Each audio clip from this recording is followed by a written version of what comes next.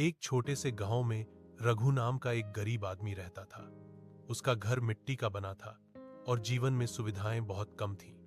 रघु रोज सुबह जल्दी उठकर गांव के लोगों के यहाँ छोटी मोटी मजदूरी करता था। मेहनत बहुत करता था, लेकिन कमाई इतनी कम थी कि घर का खर्च मुश्किल से चलता था।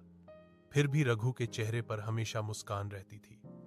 उसका मानना था कि मेहनत और ईमानदारी ही इंसान की असली पूंजी है।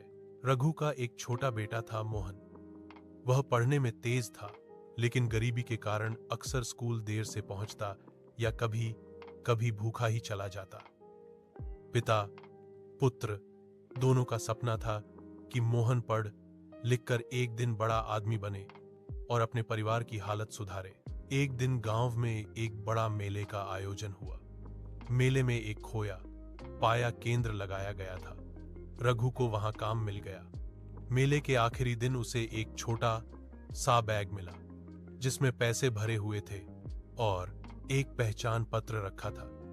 यह देखकर उसके मन में एक पल को सवाल उठा, इतने पैसे से तो उसका जीवन बदल सकता था।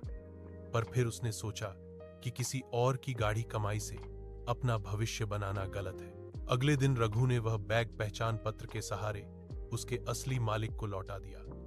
मालिक एक बुजुर्ग शिक्षक थे जो रघु की ईमानदारी से बहुत प्रभावित हुए।